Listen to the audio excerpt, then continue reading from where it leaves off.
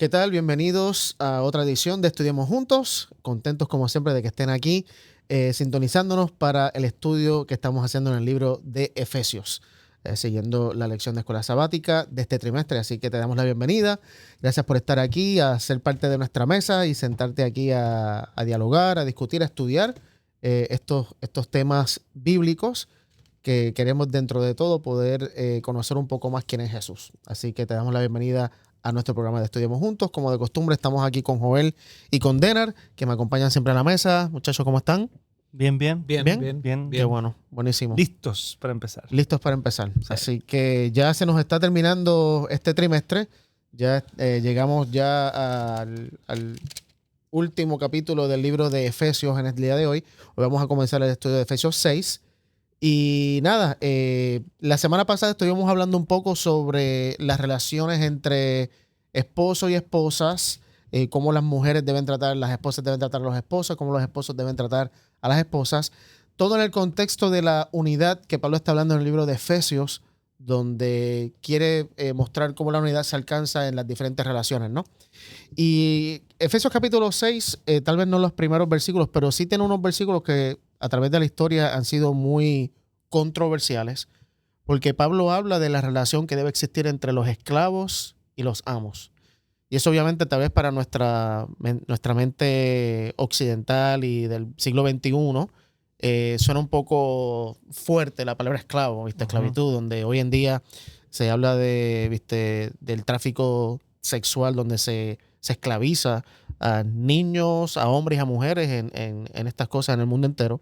Y cuando escuchamos la palabra esclavo, es como que en la Biblia y el esclavo, y a través de la historia se ha mal usado también para, ¿cómo se dice?, justificar la esclavitud.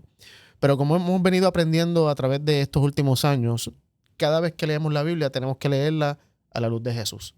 Y por eso es importante que cuando leamos estos textos hoy específicamente, la de los esclavos y amos, lo veamos a la luz de lo que Jesús enseñó, de lo que Jesús vivió, de lo que Jesús practicó. Y yo creo que entonces va a hacer mucho más sentido esta parte. La semana pasada también estuvimos hablando de cómo muchas palabras de la Biblia no se entienden bien por ese mismo principio, porque no usamos a Jesús para interpretarlo. Pero cuando usamos a Jesús, entonces hacen más sentido. Así que vamos a comenzar. Hoy son 3 tipos de relaciones. Está la relación de hijos hacia los padres, de los padres hacia los hijos, y la relación de esclavo al amo y el amo a los esclavos. Así que vamos a ir allá. Así que vamos a comenzar Efesios capítulo 6. Vamos a leer los primeros 3 versículos. Y vamos a orar antes de eso. Así que, Dena, por favor, Dale. si puedes orar. Ok, listo. Señor, te damos gracias por este día, gracias por la oportunidad que tenemos de estudiar, gracias porque podemos siempre confiar en ti, en tu presencia, que nunca se aleja de nosotros, y por eso ahora en forma especial también pedimos tu Espíritu Santo que nos guíe al estudiar tu palabra. En nombre de Jesús. Amén. Amén. Muy bien, Joel, ¿lo lees tú los primeros 3? Hijos, obedeced en el Señor a vuestros padres, porque esto es justo. Honra a tu padre y a tu madre, que es el primer mandamiento con promesa, para que te vaya bien y seas de larga vida sobre la tierra. Muy bien, 3 versículos. Hijos, obedezcan a sus padres, porque esto es justo. Mi versión dice, porque ustedes pertenecen al Señor, pues esto es lo correcto. La palabra obedecer en el griego significa literalmente escuchar atentamente. Y en la perspectiva hebrea, para el hebreo, no sé cómo ustedes opinan, y tal vez aún para el español, ¿habrá una diferencia entre escuchar y oír? ¿O es lo mismo? Bueno, de acuerdo a lo que entiendo, escuchar, bueno, eso no sé, hay una diferencia. Hay una diferencia, ¿verdad? Hay una diferencia. Claro. Escuchar, de acuerdo a lo que tengo entendido, y quizás no sé si lo traduce bien el español, pero escuchar es sentir un ruido. Oír significa es con el entendimiento. Correcto. Con el entendimiento, es con la disposición de aprender. O sea, perfecto. Porque en el inglés también hay una diferencia. Y cuando se está hablando aquí de escuchar atentamente, en la mentalidad de hebrea, cuando tú escuchas o oyes, ya sea que esa sea la que involucra más, siempre va con la intención de hacer lo que escuchaste, lo que oíste. Nunca el que oye no es el que escuchó y no hace nada. Por eso tal vez en Apocalipsis cuando dice el que oye las palabras de esta profecía es el que no solamente la escucha, sino que la pone en práctica. Y así también acá, por eso hay una correlación entre escuchar y obedecer, o oír y obedecer, porque en la mente hebrea cuando el hijo oye, pone en práctica lo que el padre le está diciendo. Obviamente sabemos que hay diferentes, ¿cómo se puede decir? Relaciones paternas. Obviamente Pablo está hablando aquí en un contexto a hijos cristianos y padres cristianos, que lamentablemente aún dentro de los núcleos cristianos familiares se encuentra mucho abuso, se encuentra mucha violencia, se encuentran este tipo de cosas. Y por eso el consejo de Pablo es que escuches y obedezcas a tus padres, siempre y cuando lo que te están pidiendo que hagas sea algo que no contradiga los principios del reino de Dios. Por eso dice obedecer en el Señor. Correcto. So, lo que el Señor ya estableció. Eso es una. Hay varios textos en la Biblia, especialmente Salomón en el libro de Proverbios, menciona esta frase muy de seguido. Vamos a leer algunos textos en Proverbios. Vamos a buscar Proverbios 13.1. Edenar, Proverbios 13.1. Yeah. Joel, Proverbios 1.8. Y yo voy a buscar acá Proverbios 4.10. Y vamos a ver qué dicen estos textos que es como si Pablo estuviera citando a Salomón, porque Salomón dice exactamente las mismas palabras. Así que vamos allá. Proverbios 13.1. El hijo sabio recibe el consejo del padre, mas el burlador no escucha las reprensiones. Muy bien, ahí está. El hijo sabio entonces debe escuchar, porque el necio no escucha, pero el sabio sí debe. ¿Cuál es el 1.8? Escucha, hijo mío, la instrucción de tu padre y no abandones la enseñanza de tu madre. Muy bien. Y el 4.10, si puedes buscar el 4.20. Okay. Proverbios 4.10 dice, en dos versiones, oye, hijo mío, dice la Reina Valera, oye, hijo mío, y recibe mis razones y se te multiplicarán años de vida. Ahí está prácticamente diciendo lo mismo que dice Pablo. En la Nueva Versión Internacional dice, escucha, hijo mío, acoge mis palabras y los años de tu vida aumentarán. Y el versículo 20. Hijo mío, está atento a mis palabras, inclina tu oído a mis razones. Muy bien. Ahí está. No es un concepto nuevo el que Pablo está trayendo. Es un concepto que está en todo el Antiguo Testamento, especialmente aquí, como vimos en Proverbios. Esta idea de escucha, oye, presta atención, que es la palabra literal en el griego. Escucha atentamente lo que se está diciendo, porque si tú lo escuchas, vas a tener larga vida. No sé en sus países, pero en Puerto Rico hay un refrán que dice: el que no coge consejo no llega viejo. No sé si no tenés ese refrán. No lo Okay. Parece que morimos todos jóvenes. Puede ser. El que no escucha, el que no oye consejo no llega viejo. Y se aplica aquí en el sentido de que los padres tenemos más experiencia con nuestros hijos y se supone que ayudemos en el camino que nuestros hijos van, a poder decirle: mira, ten cuidado aquí, escucha acá, presta atención aquí, y así ayudar a nuestros hijos para que, justo lo que dice el texto, tengan larga vida.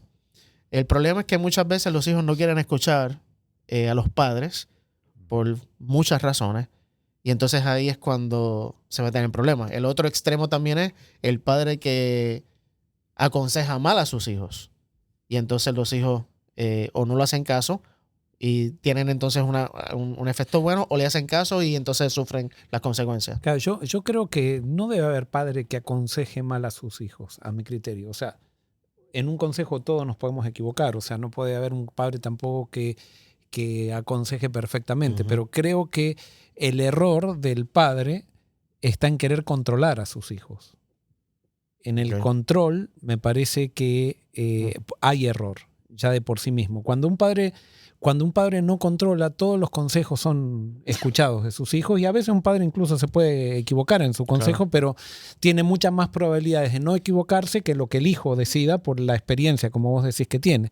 Pero muchas veces cuando el padre quiere controlar a su hijo y no lo deja pensar a su hijo, no lo deja crecer a su hijo, ya con esa actitud, por más que le esté dando un consejo, bueno, quizás vas a entrar vos más adelante en eso, sí, pero por más que le esté dando un consejo correcto, está haciendo un daño.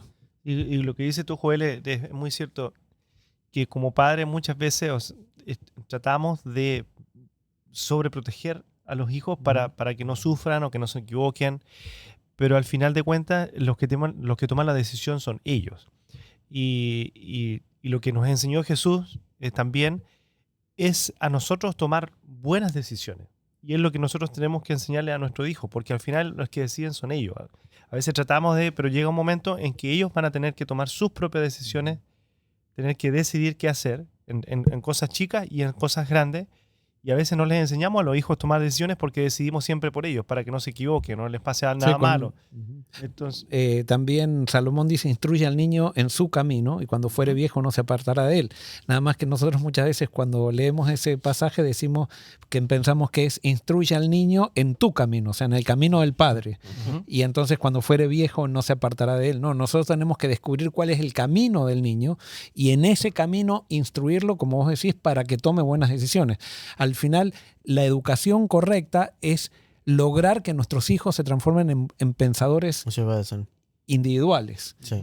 Si no logramos eso, perdimos toda la educación, por más que los hayamos criado en las mejores escuelas. Exacto, y todo lo demás. y que estén correctos, que no se equivoquen nunca y eso, pero si ellos no están tomando la decisión y nosotros estamos tomando la decisión por ellos, los estamos empujando a una catástrofe.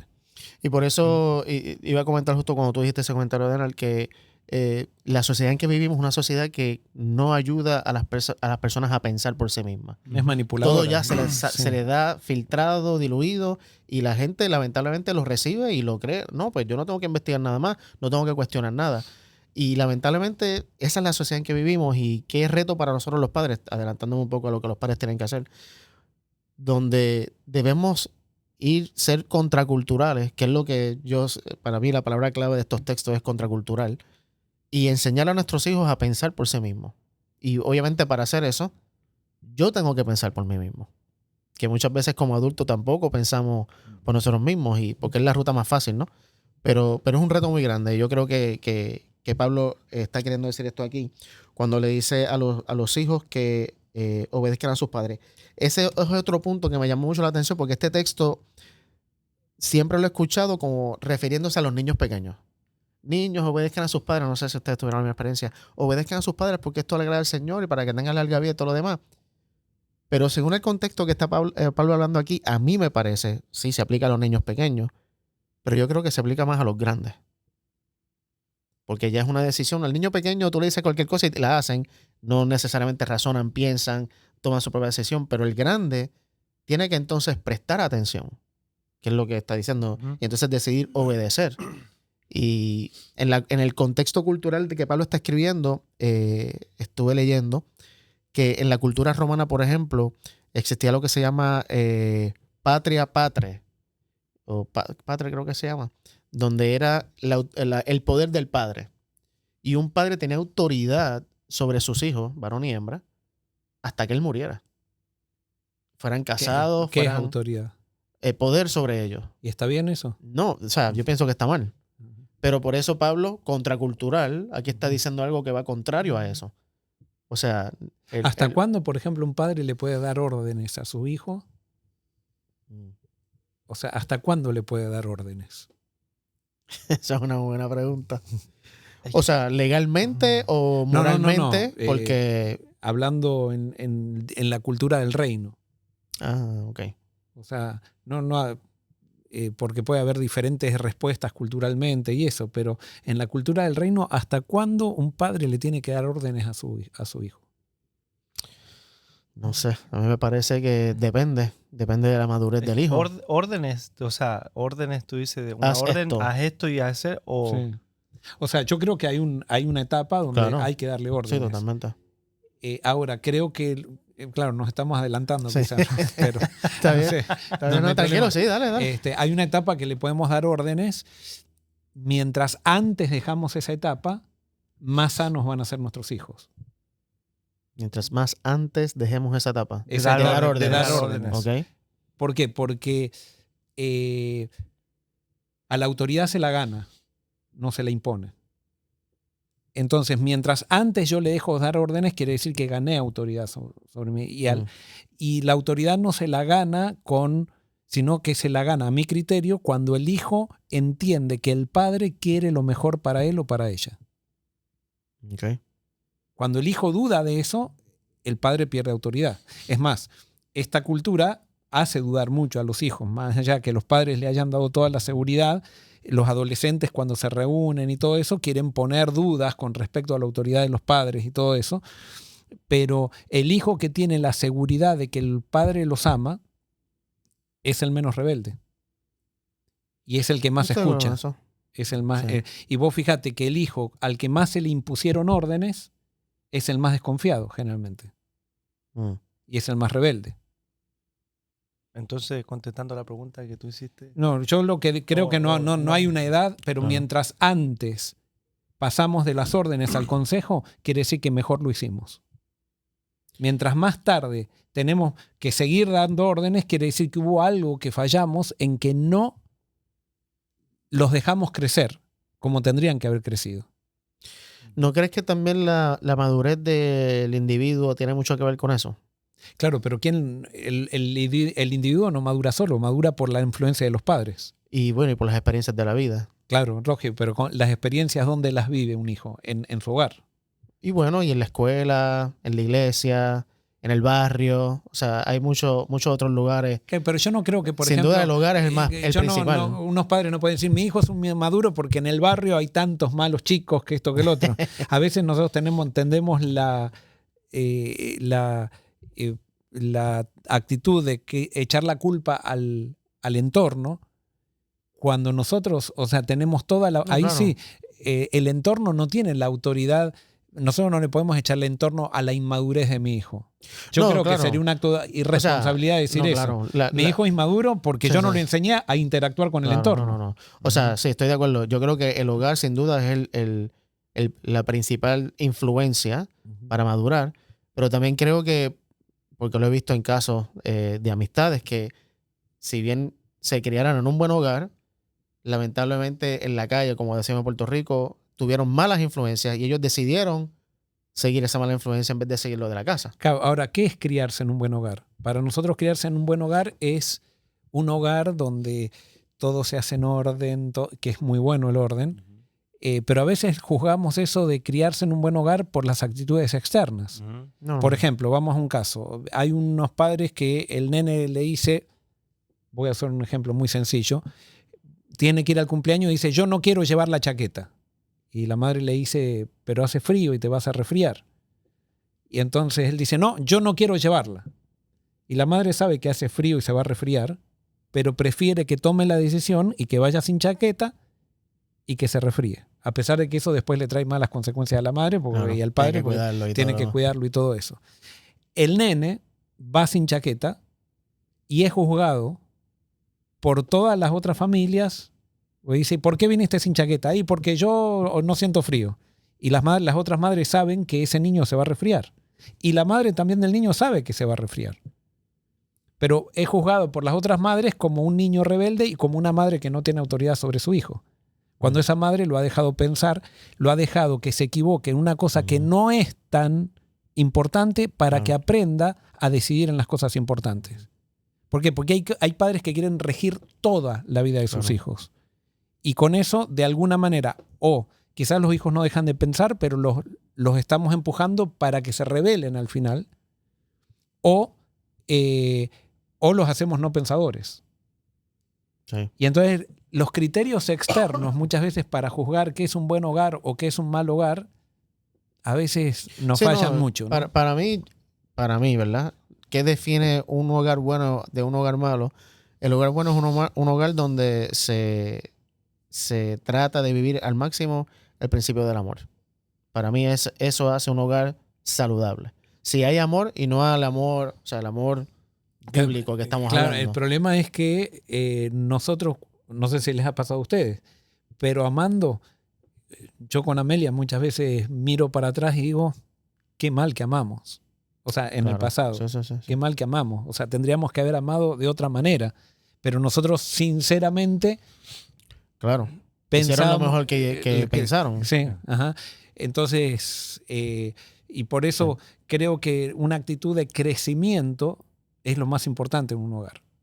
Yo creo que sí. Y ese crecimiento está ligado a lo que Pablo está diciendo aquí, en la medida en que el hijo esté dispuesto a escuchar atentamente lo que los padres le dicen y aprender a juzgar basado en los principios del reino, si lo que se le está pidiendo está bien o está mal, ¿viste? Yo me acuerdo, no era mi padre, pero tenía un tío que me mandaba a la tienda a comprarle cigarrillos.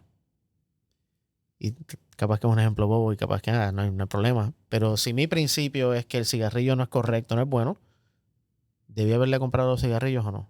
¿O qué debía haber dicho mi mamá? Porque yo tenía como algunos 14 años. De paso, la primera vez que fui de la tienda no me los vendió porque ¿eso es para ti? Y yo, no, ese partido mío. Y me dijo, nada, yo no te creo. No te creo, no me los vendió que de todas maneras. Pero, o sea, ¿qué debía haber dicho mi madre en ese sentido? ¿Viste? Todas estas, y podemos tal vez todos tener una opinión diferente. Y es bueno, porque obviamente todos tenemos un hogar diferente, pero yo creo que a eso es que se está refiriendo Pablo aquí, a que los hijos tengan la oportunidad de escuchar y obedecer, pero no escuchar y obedecer ciegamente, sino escuchar atentamente y obedecer razonando y pensando, que es En lo el que Señor. en el Señor. Ahora, como la responsabilidad de los padres para que ellos aprendan ese en el Señor es nuestra. Ujú. Y muchas veces, es como nosotros también le transmitimos a nuestros hijos que es en el Señor. Yo creo que, y tal vez adelantándome un poquito a lo que tenía, la mejor manera de nosotros poder hacer eso es por el ejemplo. Si mis hijos ven que yo escucho al Señor y lo obedezco, ahí está la influencia más grande para que cuando yo les hable a ellos, ellos también puedan hacer lo mismo. Ahora, y así todo, se pueden equivocar y se Claro. pueden transformar en rebeldes. Que es, claro. O sea, por más que seamos... Sí, esta no es la receta mágica para sí, que sí. los hijos sean perfectos o los padres Ujú. perfectos, pero sin duda tiene, o sea, y yo creo que es lo que Pablo está tratando de decir aquí. Hay un contraste entre lo que la cultura de su época, ¿cómo se dice? El final que tenían las actitudes de los padres de aquella época a lo que Pablo está enseñando aquí, que son principios del reino. Y hoy en día no es diferencia. O sea, hoy en día, tal vez más todavía, se debe ver una diferencia bien marcada entre un hogar que quiere vivir bajo los principios del reino y un hogar que no vive bajo los principios del Sí, reino. y a veces, esto voy a entrar en un tema que es un poco sensible, pero a veces nosotros renunciamos a los principios del reino por hacerlos entrar a los principios de una institución religiosa. Y muchas veces, a mí me ha pasado muchas veces, digo, ¿por qué me preocupa lo que está viviendo mi hijo o mi hija o mis hijos? Desde chiquitos me ha pasado eso. Y yo muchas veces me doy cuenta que es por el entorno religioso y no necesariamente porque realmente ellos están haciendo algo en contra del reino. Claro. Y eso lo captan ellos. Claro. O sea, de chiquitos no lo captan, pero de grandes empiezan a captarlo. Y eso nos pone en un brete muchas veces porque ¿qué preferimos nosotros? ¿Que crezcan en el reino o que crezcan en una institución religiosa? Y no sé cómo se sientan ustedes, pero yo pienso que se ve más marcado eso en nosotros los ministros. No sé cómo ustedes se sientan, pero no sé, yo creo que como pastores es más fuerte todavía esa tendencia a que los hijos, a decirle a los nenes, por ejemplo, te doy un ejemplo.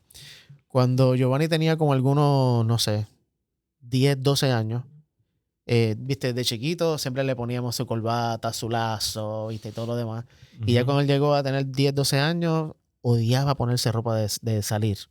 Él quería estar en maones, en t-shirt, en tenis.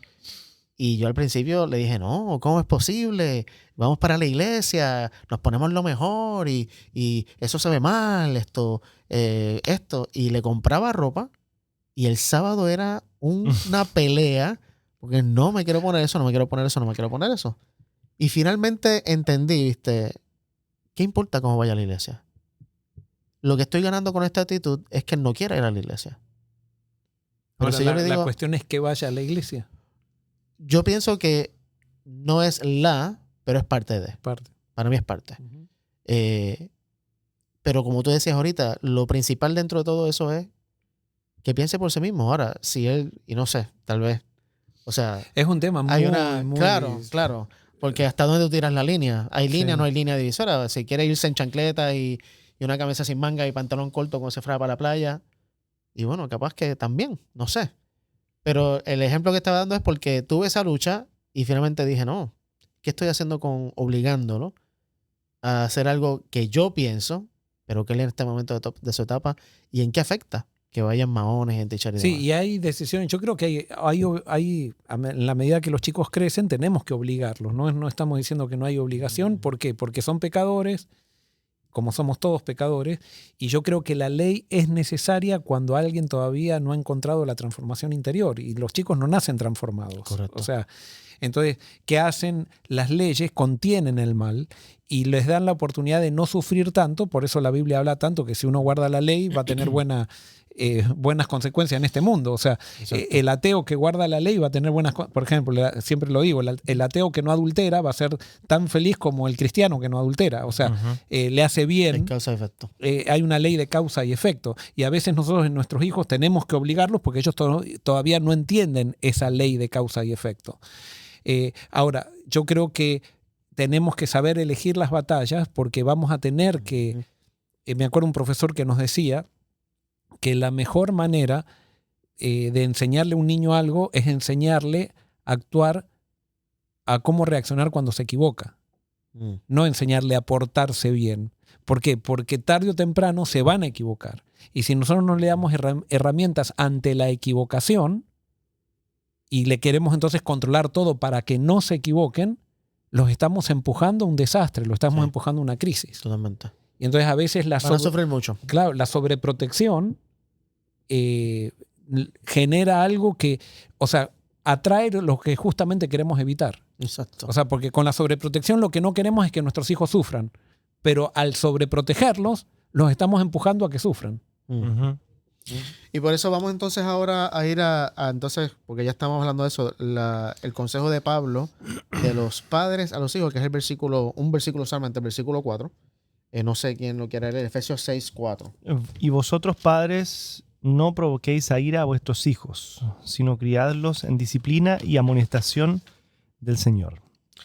Muy bien, así que no hagan enojar a sus hijos, dice otra versión, o la versión dice, si no hagan enojar a sus hijos con la forma en que los tratan. En el griego, esta palabra de no hagan enojar está relacionada a tomar ventaja. A tomar ventaja, y pienso yo, a tomar ventaja de la obediencia que los hijos le deben a los padres. Claro, como tu tío. Vos no tenías por qué ir a comprar cigarrillos a tu tío. O sea, que se vaya a comprar él. Exactamente. Pero él está utilizando con ventaja eso. Correcto. Manipulación, ¿viste? Me parece que Pablo está enfatizando estas cosas cuando dice no hagan enojar a sus hijos con su deseo de que los obedezcan. Yo sé que a Giovanni yo lo hice enojar muchas veces, irritado, porque le decía, no, te vas a poner esto, y muchas veces no te lo vas a poner o tienes esta consecuencia. Sí. ¿Viste? Yo eso de las consecuencias, con Amelia habíamos leído un libro sobre las consecuencias, y te digo, fue una etapa, me da vergüenza decirlo, pero una etapa que era toda una consecuencia. O sea, si no haces esto, una consecuencia. Si no haces lo otro, otra consecuencia. Si no haces esto, te quito aquello, te quito lo otro. Y nos súper equivocamos. O sea, nos súper equivocamos. Entonces, ¿qué generamos? Miedo a perder cosas. Claro. Me porto bien para no perder. Terrible, terrible. O sea, a mí me da vergüenza, o no me da vergüenza, me da tristeza cuando lo digo esto, o sea, una tristeza muy, muy grande por el hecho de, a veces leemos cosas que no están basadas en los principios del reino. Claro, porque no lo entendemos. Sí, o son principios del reino que son extraídos de versículos de la Biblia que parecen muy espirituales, pero que es toda una superficialidad que nos llevan realmente a no entender la vida. Y realmente yo hoy le pido perdón a Dios, bueno, es la prueba también de nuestros hijos, ¿no? Claro, o sea, tienen que aprender a que no tienen padres perfectos ni nada por el estilo, pero eso de las consecuencias, y porque desde chicos también nos decían, no peques por las consecuencias, o sea, y no nos enseñaban amor al reino, a Cristo. No, o sea, pórtate bien. Sí. Siempre era egoísta la motivación. O sea, portate bien para no sufrir. O sea, exacto. Pero no para no hacer daño. Entonces, eso muchas veces nos trae una visión parcial de la educación que nos lleva a deseducar que a educar en sí. Aquí tengo algo que escribí sobre esto, de irritar y de abusar y tomar ventaja. Y escribí: el decaimiento de la autoridad paternal de los padres y la madre muchas veces viene como consecuencia de injusticias, irritabilidad y demandas y abusos sobre los hijos, especialmente de los que a veces no se quieren. No sé, el hijo, no sé, tuve 4 hijos, pero el último realmente no lo quería, o el segundo vino en un momento de mi vida, entonces a ese se tiende a hacerle más injusto, se tiene más preferencia con otros. Esto de las preferencias en la casa también con los hijos es fatal. Lo vemos en el caso de la Biblia de Jacob y Esaú, ¿no? Los resultados a los que llegó el favoritismo. Y yo creo que nuestros hijos no son tontos, ellos se dan cuenta. Y no sé si le ha pasado a ustedes, pero a mí a veces muchas veces los nenes me dicen: ah, papi, pero qué injusto, porque a ella la dejaste y a mí no, o a él lo dejaste y a mí no. Y tienen razón muchas veces. O sea, tienen razón. Y muchas veces esa irritabilidad, por eso Pablo dice: padres, no hagan enojar a sus hijos. Y por eso ser padre no es fácil. O sea, no venimos con un manual. A veces pensamos que existen manuales. Yo me acuerdo en el pasado, siempre cuando alguien iba a ser padre, decía: te voy a regalar conducción del niño para que aprendas a cómo se hace un buen padre. Y no es que es malo, hay muchos buenos consejos, pero igual, no todos los consejos de ahí aplican a mis días, aplican a mis hijos, a mi cultura. O sea, es difícil ser padre. Y no hacer enojar a los hijos muchas veces es difícil, porque yo pienso, es que si, por ejemplo, le voy a decir esto a mi hija, pero yo sé que si le digo eso, ella se va a enojar. Entonces, según Pablo, ¿no tengo que decírselo? ¿O cómo es la dinámica? ¿Entiendes? No, yo creo que una cosa es provocar a ira, o sea, no lo leí a en propósito, adrede. No, y hacer cosas que generan ira, una ira injusta, o sea, una ira, yo creo que tiene que ver más con sometimiento y control, esto, más que con educación. Entonces, yo creo que ahí está la cosa. Por ejemplo, nosotros, ¿cuántas veces, no sé si ustedes lo habrán dicho, pero me sacaste de quicio? ¿Quién te saca de quicio? Si vos sos el dueño de tu... O sea, tus hijos no son los dueños de tus sentimientos. Vos sos el que controlás tus sentimientos. Nadie te saca de quicio. Vos te vas de quicio, por más que te haya provocado tu hijo, es tu hijo. Y vos sos el padre. O no, en otras palabras, vos no le podés exigir tanta madurez a tu hijo como a vos. O sea, vos sos el que sos responsable de tu madurez. Entonces, tu hijo te puede gritar, pero vos no le podés gritar a tu hijo. Ojalá yo lo hubiera entendido esto. Sí, claro. A veces le damos una paliza a nuestro hijo porque se portó mal. Me acuerdo, yo una vez, la última paliza que le di a Jeremías, tenía 4 años, creo él, o 3, y le pegó una patada a Yael, cuando era chiquita, a Isabela. Y yo, cuando vi, como Isabela era más chiquita, y lo vi a él que le pega una patada, le di una paliza porque él era violento con la hija, con la hermana. Con la hermana. Y le di una paliza para que aprenda a no ser violento con la hermana. O sea, con violencia quería curar la violencia de él. Y me acuerdo después, el Espíritu Santo me tocó esa noche y después me fui al otro extremo porque desde ahí nunca más le di una paliza. Y a veces se me hizo, o sea... Es que el balance es difícil. Sí, Satanás utiliza la culpa también, claro, porque claro. La culpa te lleva quizás a ser más laxo en otras cosas después. Pero ¿cómo con violencia vas a sanar la violencia? O sea, ¿cómo con un grito vas a sacar la falta de respeto? No, estamos totalmente equivocados. Cuando nosotros pensamos que por un grito vamos a poder, a la falta de respeto de nuestros hijos, vamos a corregir la falta de respeto de nuestros hijos, estamos viviendo una fantasía total. Sí. Total. Y es más, cuando nosotros necesitamos la fuerza para corregir, quiere decir que hemos perdido la autoridad. Claro. Y a la autoridad se la gana, no se la impone. Eso es lo que está diciendo yo creo acá, precisamente, lo que es la autoridad como padre. No por el hecho de ser padre, o sea, es como que está dada así una autoridad, pero es como que tienes que ganártela igual como padre. Exacto. Para que tu hijo confíe en ti y es muy difícil, o sea, uno le dice, uy, qué lindo, pero en el día a día, con niños pequeños, complicado, con niños adolescentes, complicado, y uno tiene que ir adaptándose. Y los niños son más buenos que que nosotros. O sea, no han No, pero desarrollado, totalmente. no han desarrollado la maldad que nosotros hemos desarrollado. Entonces nosotros los tratamos. Yo me acuerdo también cuando Jeremías era chiquito, se metía el dedo en la nariz, ¿no? Y a nosotros, al principio, ¿no? Y entonces se metía, entonces empezó, no, sácate el dedo de la nariz. Y entonces pues, había momentos que se enojaba él y se metía el dedo en la nariz, ¿no? Como un desafío. Sí. Y entonces después empezó a estar todo el día con el dedo en la nariz. Y entonces, ¡che! ¡Sácate! Y le, ¡che! Así. Y entonces, pero, ¿qué pasó? Después mi hermana un día me dice, no te, porque venían las visitas y todo, estaba con el dedo en la nariz. Tenía 3 años. Entonces, un día mi hermana me dice, Joel, déjenlo tranquilo, que se meta el dedo en la nariz cuando quiera, que no... Y nos hizo reflexionar. Y realmente tenía razón. Dejamos de... Y a las 2 semanas nunca más se metió el dedo en la nariz. Sí.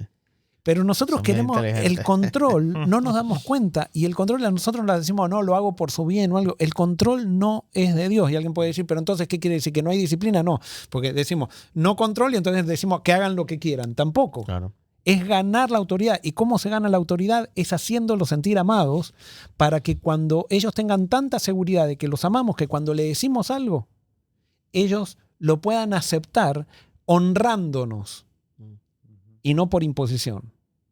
Y a veces tendrán que equivocarse y darse cuenta que nuestro consejo fue bueno y nosotros vamos a tener que dejarlos equivocarse para que ellos cosechen las consecuencias que les da la vida, no las consecuencias que le damos nosotros. Porque eso, los libros que nosotros leíamos eran las consecuencias que le damos nosotros. Claro. No, eso es control. No son las consecuencias. Nosotros a veces tenemos que hacer menos cosas por nuestros hijos para hacer más.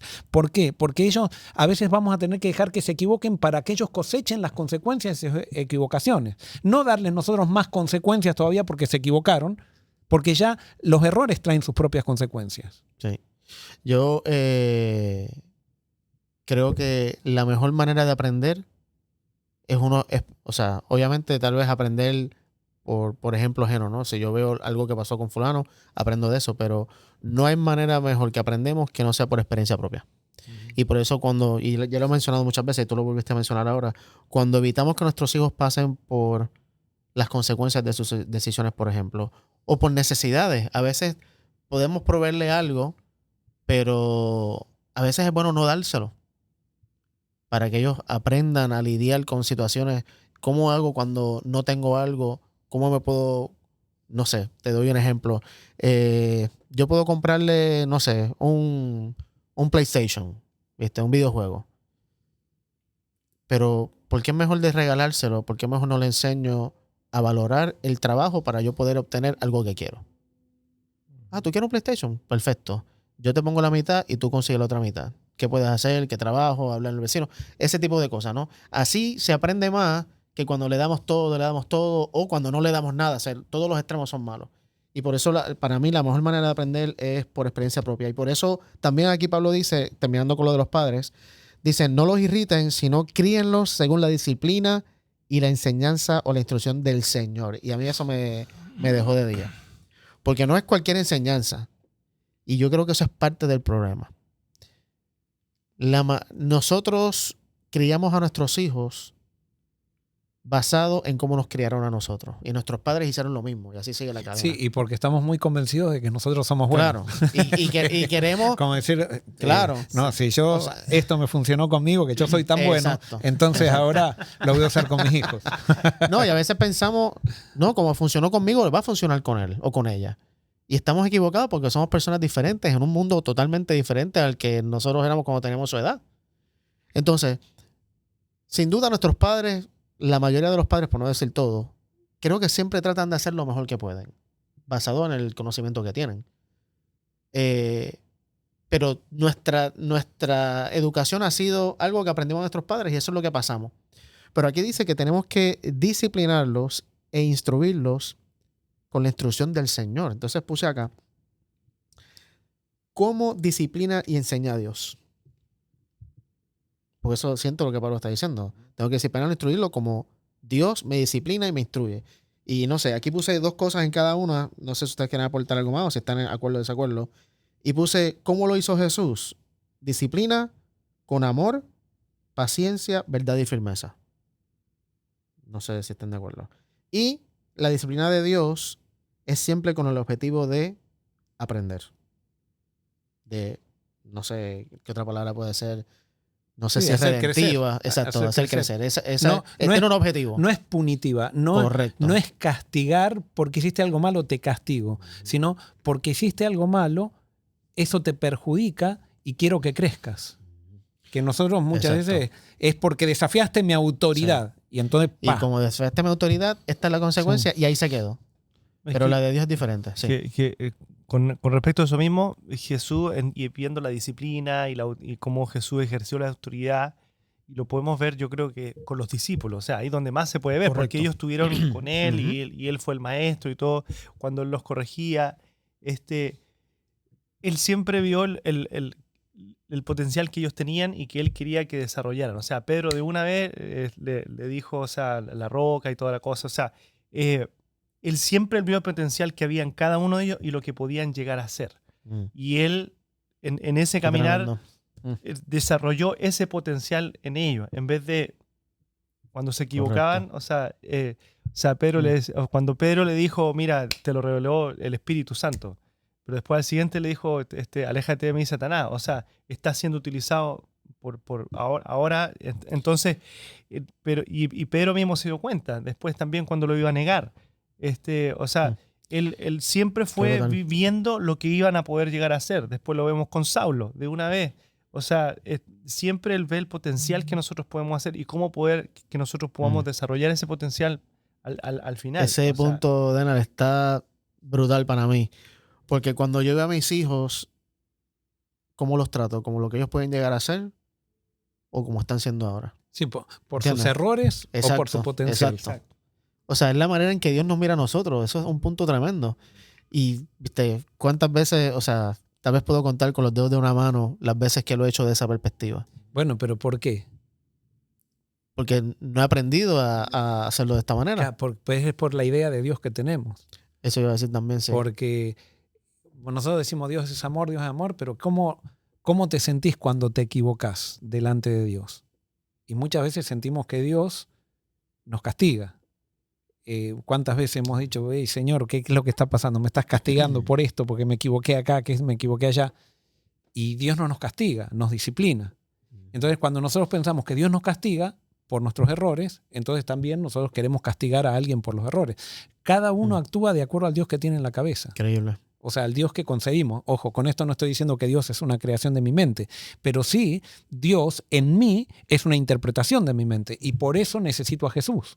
Claro. Por eso Juan 1:18 dice que Jesús es el intérprete del Padre. Si no veo a Dios a través de Jesús, me voy a equivocar con todo el mundo. Como yo veo a Dios, repercute en todas mis relaciones. Así de importante es tener la revelación correcta de Dios. Claro. Y por eso es la importancia, como tú decías ahora, de poder aprender de Jesús cada día y aprender de Dios a través de Jesús cada día. Y por eso pienso que, viste, cómo disciplina enseña a Dios de esa manera. ¿Cómo enseña? Puse, no evitando que experimentes las consecuencias de tus decisiones. No evitando. No evitando. O sea, ojo, yo creo que a veces las evita. A veces sí. O sea, en la Biblia están algunos ejemplos. Por ejemplo, tenés a Abraham. ¿Con quién lo hablaba? Creo que con mis hijas ayer. Abraham, bueno, no importa con quién lo hablaba, ¿no? Pero Abraham al principio, o sea, va con Faraón y Sara se estaba por acostar con Faraón y Dios se le aparece en un sueño a Faraón y le dice, no la toques porque es esposa de mi profeta. Muy bien, lo salvó Dios, ¿no? Después entonces se va para Canaán y viene Abimelec, la agarra a Sara y de vuelta Dios se manifiesta, también miente de vuelta, Dios se manifiesta y lo salva de su horror. Y ahora viene Agar y ya Dios no pone un parate con ese problema que le iba a traer a Agar y toda la decisión que toma. O sea, ¿por qué? Porque Dios se va esperando, no es que va esperando, va empujándonos a crecer. Y llega un momento que Dios sabe cuáles son nuestras limitaciones y a veces nos salva en las consecuencias de nuestros errores y otras veces ya tiene que dejar que nosotros cosechemos las consecuencias para que aprendamos. Si no, no aprendemos nunca. Y me hace sentido porque, por ejemplo, es como en inglés dicen el first offense. La primera vez que haces un mal, no sé, pienso yo, no sé, ustedes opinan lo mismo. Como que venir con todo el peso de la ley y todas las consecuencias, te va a dejar que pase, como que suena un poco injusto para mí.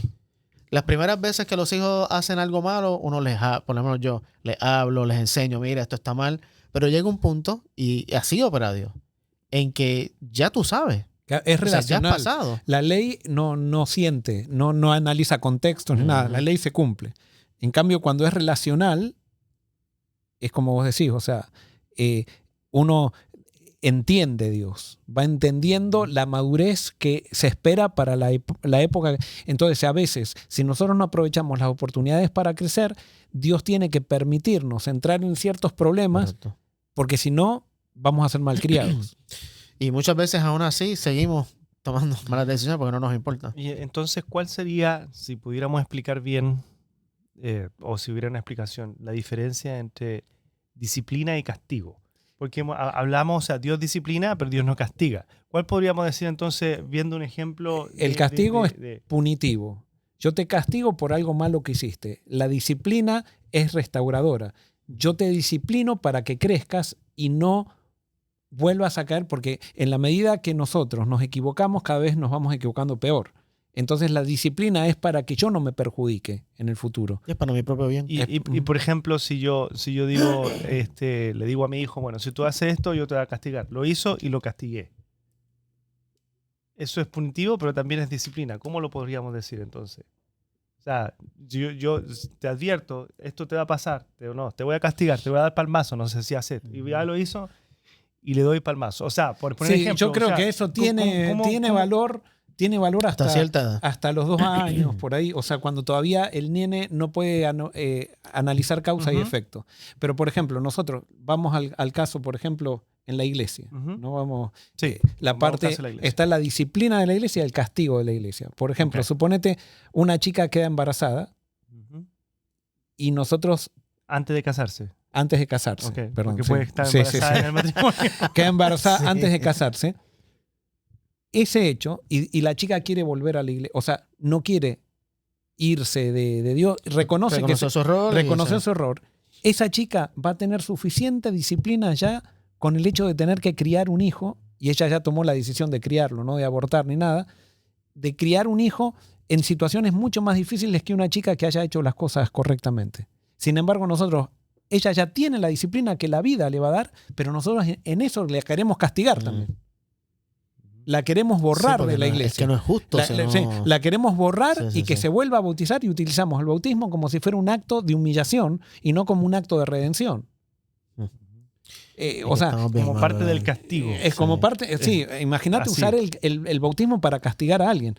Entonces, todas esas son, no es con maldad que se hace, pero son concepciones erradas de Dios y concepciones erradas de lo que es la disciplina. O sea, Dios nunca va a hacer eso. Dios nunca quiere humillar a alguien. Sí, por eso la disciplina de Dios siempre es con ese objetivo de restaurarnos, de redimirnos y de que aprendamos del error. Ahí está la disciplina. No sé si se contesta la pregunta. Sí, yo creo que sí. Pero es que a veces queda ahí como en el... Sí, claro. Hay que definir... Y por eso, vuelvo y repito, no es fácil ser padre. No. O sea, es una responsabilidad, obviamente, y o sea, que uno tiene contra Dios y con nuestros propios hijos, ¿viste?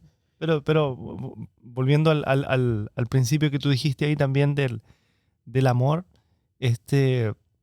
Dios obviamente nunca se equivoca en eso. Nosotros nos equivocamos un montón como padres. O sea, aún así nos seguimos equivocando. Yo me acuerdo muchas cosas que mis papás hicieron, o sea, se equivocaron.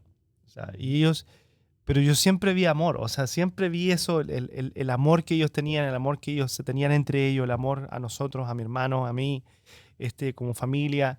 Y eso yo creo que en la larga, o sea, en el momento tal vez me enojaba yo, pero yo en la larga veía siempre que por sobre eso estaba el amor. Después uno grande, yo ya me di cuenta... Mis papás no son perfectos. O sea, yo pensaba cuando era chico que ellos nunca se equivocaban. Y que esa era la forma. Pero después, no y a pesar de que se equivocaron todas veces, el amor superó eso, superó todas esas cosas. O sea, ese error, yo vi ese amor que ellos tenían por mí. O sea, y eso para mí eso es lo que yo decía al principio también, viste, que para mí eso es un hogar healthy, saludable. Saludable. No es que un hogar perfecto donde no se van a cometer errores, pero donde al final del día, claro, no hay, donde al final del día se vive en amor. ¿Qué es ese amor? ¿Cómo se ve ese amor? Hijo, hija, me equivoqué, perdóname. Punto. El hijo, o sea... Bueno, al final volvemos a lo que es la religión. Es más importante siempre la actitud Correcto. que lo que pasa en realidad. Y eso fue lo que trató de enseñar Jesús. Nosotros generalmente hacemos, lo más importante es las cosas que pasan en una casa, Claro. no las actitudes. Exacto. Entonces estamos preocupados porque esté el pasto bien cortado, que cumplan con los horarios, que sean respetuosos, que esto, que el otro. Y la actitud. Y hay veces también que, ¿por qué queremos que nuestros hijos se destaquen? Para que otros lo para vean. nosotros estar orgullosos. Y los chicos se dan cuenta. Vivir vicariamente a través de los hijos. Claro, no. Y los chicos se dan cuenta que al final Claro. el centro somos nosotros, cuando ellos tendrían que ser el centro. Claro. Totalmente. Y a veces, ¿por qué, por ejemplo, defendemos tanto a nuestros hijos? La pregunta es, si fueran los hijos de otro, ¿lo defenderíamos como defendemos a nuestro hijo? Y quizás no. Entonces, ¿por qué defendemos tanto? Porque son una extensión, los consideramos una extensión nuestra. Entonces, realmente no los estamos amando. Nos estamos amando a nosotros mismos cuando defendemos a nuestros... Con eso no digo que no hay que defender a los hijos, Sí. pero nuestras motivaciones están tan contaminadas y por eso, como vos decías, Ángelo, no es 2 más 2, es 4. A veces 2 más 2 puede ser 5. Y lo más importante es estar llenos del Espíritu Santo para tener lo más puro nuestras actitudes. Incluso cuando nos equivoquemos, que las equivocaciones no sean tan profundas como para que estén motivadas por nuestro egoísmo. Porque muchas veces nuestro amor, a pesar de que nosotros nos autoproclamamos como damos por sentado que porque somos padres amamos mucho más que nadie. Y a veces nuestro amor puede estar motivado por nuestro egoísmo. Claro. Y eso, si no tenemos el Espíritu Santo, no nos damos cuenta. Y por eso yo pienso que al final del día, que nuestros hijos puedan ver que en todas las decisiones que tomamos, al final del día, puedan ver ese amor. Aunque sea en el pedir perdón, en la equivocación que hicimos, que puedan decir, tú sabes que papi y mami se equivocaron, como tú dijiste. Papi y mami se equivocaron muchas veces, pero al final del día me amaban. Me amaban como Jesús. Ahora, hay que hacer una aclaración, ¿eh? No hay más, esto lo dicen los psicólogos, no hay más mal interpretador del amor que un adolescente. Claro. O sea, Sí. ya hay todo. Sí, O sea, sí. es difícil, nosotros tenemos que vaciarnos en nosotros mismos para poder amar bien. Pero aunque ames bien, tus hijos van Sí, a es una malinterpretar etapa, claro. muchas veces mal tu amor. Sí. Y ahí por eso hay que tener claro cuáles son los principios correctos. Y yo creo que mi experiencia, no sé si fue la tuya también, es muy parecida a la tuya de esto, Denar, porque cuando me casé y cuando fui padre, entonces yo pude darme cuenta de lo que mis padres hicieron. Y ya los veía con un lente diferente. Yo creo que cuando uno es más adulto y uno llega a ese punto es que uno dice y analiza las cosas. Yo analizo mis padres, por ejemplo, mi madre era hija de un padre que fue muy bueno, mi abuelo era muy bueno, respetuoso y eso, pero era alcohólico. Y después mi papá perdió a su papá a los 12 años. Y después mi papá, mientras estaba soltero, mientras fue mujeriego y todo eso, y después se convirtió. Y yo siento que me dieron muchísimo. Y yo a veces digo, me dieron a veces más de lo que yo siento que le estoy dando a mis hijos. Cuando ellos tenían un montón de ¿cómo se dice? De bagaje, de desventajas mucho más grandes que las mías. Claro. Y a veces yo siento que he recibido más que lo que yo le estoy dando a mis hijos. Y por eso es importante, no sé por qué estaba diciendo esto, pero vos habías dicho... Estábamos hablando de que al final del día sepan que uno los ama y que los adolescentes no estiman el amor. Claro. A su etapa. O sea, mis padres también, es como dice, yo también veo que se equivocaron, pero yo les perdono todo. Porque ellos dieron todo, ¿de acuerdo? Claro. Y yo espero también que mis hijos, cuando vean mis equivocaciones, me las perdonen por el hecho de que tan siquiera entienden de que quisimos hacerlo mejor. Claro. Más allá que nos equivocamos, que estábamos contaminados, que todo, que quisimos hacerlo mejor para que ellos crezcan. Claro.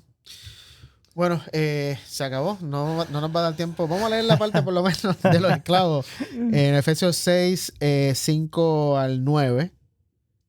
Dice, esclavos, obedezcan a sus amos terrenales con respeto y temor y con corazón sincero como a Cristo.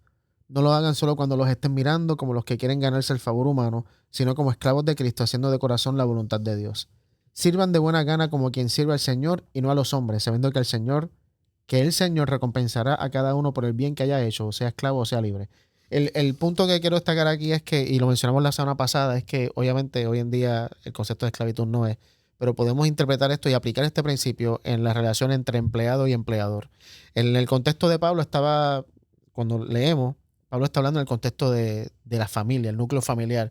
En su época existían esclavos que se compraban, que todo lo demás, pero también habían siervos, y por eso algunas traducciones en español, en vez de la palabra esclavo, usan la palabra siervo, porque es un poco diferente. Es como el siervo que tal vez en nuestras casas, en nuestros países había, que tú le pagabas y ellos te cocinaban y te hacían Un así. empleado doméstico. O un empleado doméstico. Sí, bueno, ahora el que trabaja en una fábrica es lo mismo. Prácticamente. Sí. Pero me llama mucho la atención, y con esto ya quiero ir terminando, porque dice: obedezcan a sus amos terrenales con respeto y temor, con corazón sincero. El versículo 6 prácticamente dice: no hagas trabajo solo cuando te están mirando y después te pongas a vaguear. Hazlo aunque nadie te esté mirando. Y sirve de buena gana como quien sirve al Señor y no a los hombres, sabiendo que vas a tener recompensa. Y el versículo 9 dice: y ustedes, amos, actúen de la misma manera. A mí me fascina este concepto tan contracultural que la palabra presenta, porque como dijimos la semana pasada, no es que como el de los esposos y las esposas. Las esposas sométanse, Claro, todos estamos al mismo nivel. Pablo lo que está haciendo acá está simplemente explicando lo que dijo en el versículo 21, someteos unos a otros en el temor de Dios. Entonces está nivelando a todos para que no haya... Tremendo. O sea, los que se consideraban superiores a otros y porque eran superiores sentían que tenían autoridad, o los que se sentían víctimas o algo por el estilo, no, los está nivelando, los está poniendo a todos al mismo nivel. A todos al mismo nivel. Y eso es lo que hace el Evangelio. Sí, o sea, si bien es cierto que tenemos diferentes roles y estamos en diferentes posiciones tal vez de lo que hacemos, pero todos, absolutamente todos, estamos llamados a amarnos, a someternos y a tratarnos con respeto y con amor, como Cristo nos ama. Y eso a mí me llama mucho la atención. No, está buenísimo. Eso que dice, lo amos, dejando las amenazas, si eres jefe, déjate de las amenazas. Si estás en una posición más alta, no puedes andar amenazando. O sea, que es lo que también se aplica a los padres, que lo hablamos ahorita, cuando, no, si haces eso, te voy a quitar esto, o sea, las amenazas que le hacemos también a nuestros hijos muchas veces.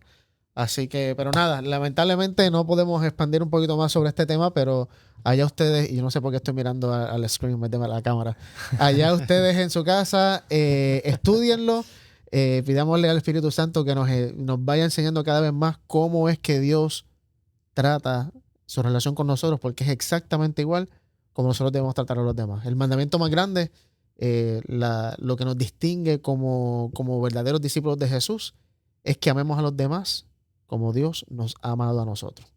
Si hacemos eso, todas nuestras relaciones van a estar por el buen camino, y no es que vayan a ser perfectas, no es que no vayas a tener problemas, no es que vayas a tener contratiempos, pero si amas como Dios ama, de seguro la relación va a ser mucho más saludable que si amas como Dios no te ama. Así que Dios te bendiga. Vamos a terminar con oración. Joel, si puedes terminar con oración.